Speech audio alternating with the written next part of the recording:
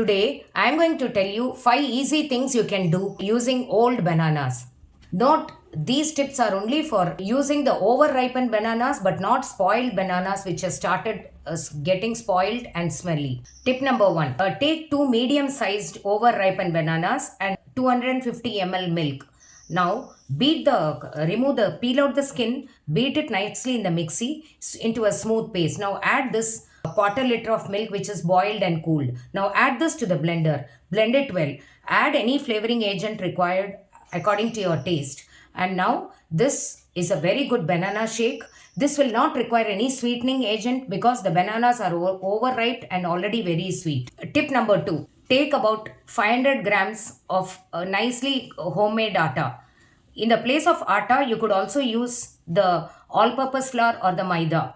Now, take 2 ripened bananas, nicely peel out the skin and nicely mash it thoroughly in such a way that they don't have any lumps in it.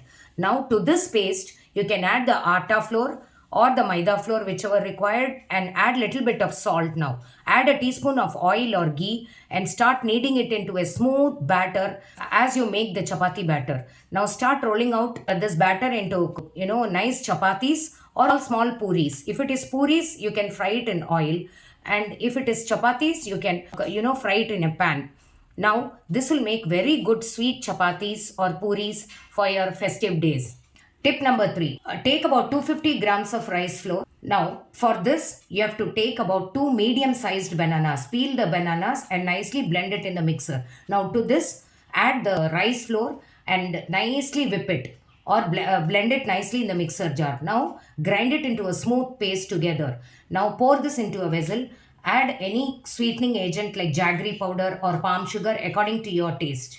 Now to this, you can add 1 or 2 cardamoms powdered well for flavor. Now mix it thoroughly. Now to this, add about a pinch of baking powder and a pinch of salt also. Mix it well thoroughly.